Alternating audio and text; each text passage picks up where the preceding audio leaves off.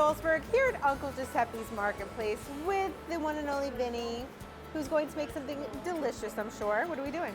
Lily, we're doing something that is super easy, super approachable. It's a seafood stuffed sole, and we're gonna show you how to do it the right way now. Good old-fashioned saltine crackers. Then we're gonna go in with our crackers, mayonnaise. We're gonna do like a quarter of a cup.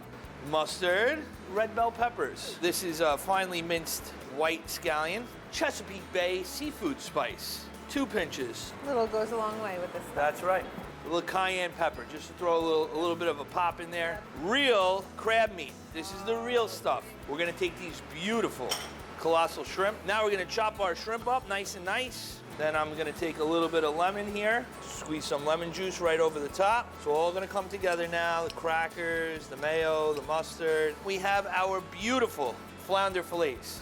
Okay. You're gonna stuff the inside of this, all right?